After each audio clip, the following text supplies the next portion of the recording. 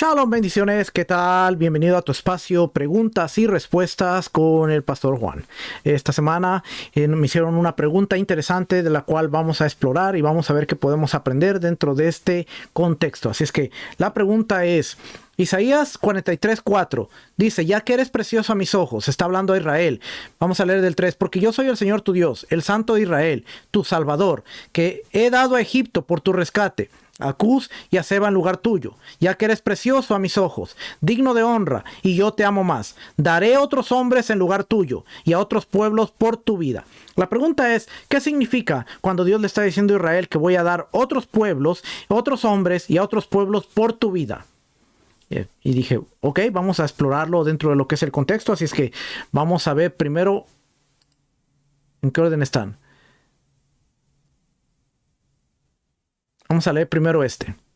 Dice, la expresión en Isaías 43:4, daré pues hombres por ti y naciones por tu alma, ha sido interpretada de diferentes maneras dentro del pensamiento hebreo y en el contexto del judaísmo del segundo templo. La pregunta clave es, ¿Dios daba o sacrificaba a otros pueblos por Israel? Así que el contexto histórico, la redención de Israel a costo de otras naciones. Isaías 43, capítulo 43, es un pasaje de consuelo dirigido a Israel en el exilio, prometiendo su restauración en términos históricos. En términos históricos, Dios liberó a Israel mediante la caída de otras naciones. En la historia de Israel hemos visto que el juicio divino sobre ciertos imperios, egipcio, asirio, babilónico, resultó en la liberación del pueblo de Israel. Ejemplo en el Éxodo, Egipto sufrió plagas y la muerte de sus primogénitos para que Israel fuera liberado. Éxodo capítulo 12. Aquí vemos que los primogénitos de Egipto tomaron el lugar de Israel, el primogénito de Dios. Ejemplo, en el periodo persa, Ciro el Grande derrotó a Babilonia y permitió que el regreso de los judíos a Jerusalén. Esdras capítulo 1 del versículo 1 al 4. Esto sugiere que Dios utilizaba el cambio de poderes geopolíticos para cumplir su propósito con Israel. El significado de la palabra tahat. El término hebreo tahat, traducido como por ti o en lugar de ti, puede significar varias cosas. 1. Sustitución, como cuando alguien toma el lugar de otro. Reemplazo en un sentido más amplio, cambio de una situación a otra. Aquí no necesariamente significa un sacrificio humano, sino que otras naciones experimentan caídas o castigos, mientras que Israel es preservado de su castigo o de su caída. Otras naciones caen mientras Israel no. Perspectiva del judaísmo del segundo templo. Durante este periodo, algunos grupos interpretaron estos eventos de manera escatológica. Por ejemplo, los esenios en Qumran veían a Israel como los elegidos y a las naciones como impuras, destinadas a la destrucción en el juicio final. La literatura apocalíptica, primera de Enoc y cuarto de Esdras, sugiere que el sufrimiento de Israel terminaría y Dios juzgaría a las naciones opresoras. ¿Ve? Israel termina su opresión, su sufrimiento, mientras que otras naciones van a ser juzgadas, que son las naciones opresoras. La sabiduría de Salomón, del 11:15 al 12:27, explica que Dios castiga a los enemigos de Israel, pero con justicia, para que las naciones aprendan. Sacrificio humano. No hay evidencia en la teología hebrea de que Dios literalmente ofreciera vidas humanas en sacrificio por Israel. Más bien se trata de Dios dirigiendo la historia en favor de su pueblo. Cuando imperios poderosos caen, Israel es restaurado. Podemos hablar de los persas, el egipcio, los persas, los babilónicos, los griegos y los romanos.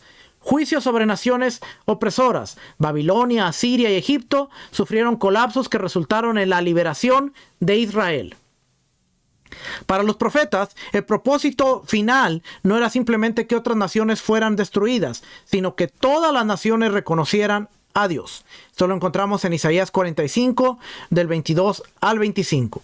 Este verso refuerza la fidelidad de Dios a su pueblo, incluso en medio del juicio sobre las naciones. Isaías 43:4 no implica que Dios literalmente sacrificara a seres humanos por Israel, sino que en el desarrollo de la historia, naciones poderosas cayeron para que Israel sobreviviera y cumpliera su misión. Es una afirmación de la soberanía de Dios y su fidelidad a la alianza, asegurando que su pueblo no sería destruido por completo. ¿Ok? Y después tenemos esta otra notita de aquí.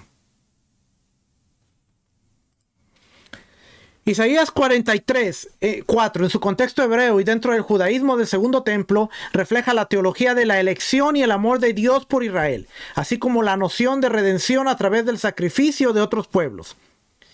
La frase, porque en mis ojos fuiste de gran estima, resalta la relación especial entre Dios e Israel. En el pensamiento del segundo templo, Israel era visto como el pueblo escogido, no por su mérito, sino por el amor divino y la fidelidad al pacto. Deuteronomio 7, del 6 al 8.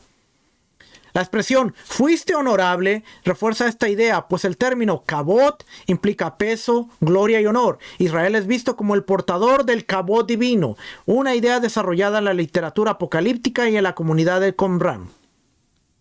El amor de Dios por Israel, y yo te amé, subraya el amor electivo de Dios. En la literatura del segundo templo, este amor se vincula con la fidelidad de Dios a la alianza, incluso en el exilio.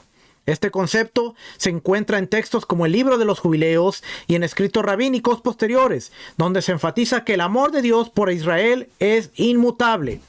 Sustitución de naciones por Israel. Daré pues hombres por ti y naciones por tu alma. Es una afirmación teológicamente fuerte. En el contexto del segundo templo, esto puede interpretarse de varias maneras. 1. Liberación mediante la derrota de los enemigos. En la historia de Israel está marcada por la caída de imperios que la han oprimido. Egipto, Asiria, Babilonia. Dios promete que otros caerán. Daré hombres en lugar de ti, en lugar de Israel. 2. El concepto de canje de pueblos. En términos históricos, esto puede hacer referencia a la política persa de repatriación de exiliados, como el edicto de Ciro que permitió el regreso a Jerusalén. 3. Una visión escatológica. Algunos escritos apocalípticos del segundo templo, primera de No, cuarto de Esdras, sostienen que las naciones opresoras de Israel serán destruidas, que en el juicio final, mientras que Israel será restaurado.